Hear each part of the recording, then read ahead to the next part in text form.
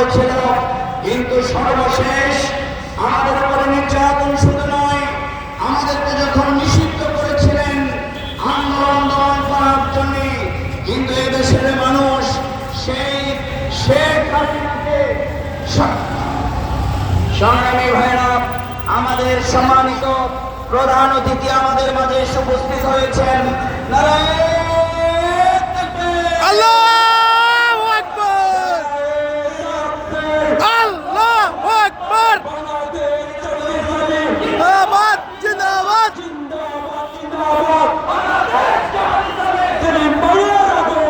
শুভেচ্ছা স্বাগতম,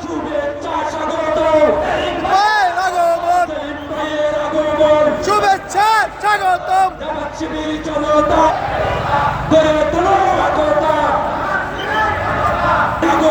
স্বাগতম।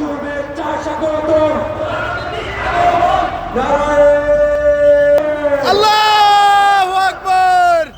সম্মানিত ভাইরা, প্রধান অতিথি বাংলাদেশ জামাত ইসলামী কেন্দ্রীয় নির্বাহী পরিষদের অন্যতম সদস্য, বাংলাদেশ ইসলামী ছাত্র শিবিরের সাবেক সংগ্রামী বিপ্লবী সভাপতি, বারবার নির্যাতিত মুসলিম জননেতা, আজকের এই আয়োজনের সম্মানিত প্রধান অতিথি, আগামী দিনে একটি সুন্দর ঢাকা মহানগর সিটি কর্পোরেশন গড়ে তোলবার জন্য আগামী দিনে যাকে এই ঢাকাবাসী মেয়র হিসাবে প্রত্যাশা করছে, আমাদের জননন্দিত প্রিয় নেতা জননেতা জনাব মোহাম্মদ সেলিম উদ্দিন আমাদের প্রোগ্রামে এসে উপস্থিত হয়েছেন।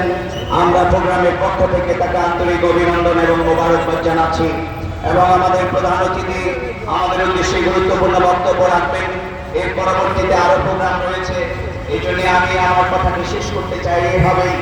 আমি বলেছিলাম যে আমরা আধিপত্যবাদের কবল থেকে আমরা মুক্তি পেয়েছি, এদেশের মানুষ কিন্তু অন্যায়ের কাছে মাথা নত করে নাই।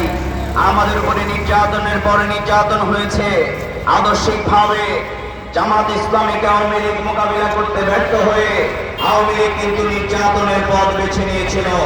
সর্বশেষ আওয়ামী লীগ আমাদেরকে নিষিদ্ধ করেছে, কিন্তু এদেশের জনগণ, বাংলাদেশের 18 কোটি মানুষ সর্বশেষ জামাত ইসলামী এবং ইসলামী ছাত্র শিবিরকে তাদের বুকে টেনে নিয়েছে। আওয়ামী লীগকে শুধু নিষিদ্ধ করে নাই, আওয়ামী লীগকে বাংলাদেশ থেকে পালিয়ে যেতে শেখ হাসিনাকে বাধ্য করেছে।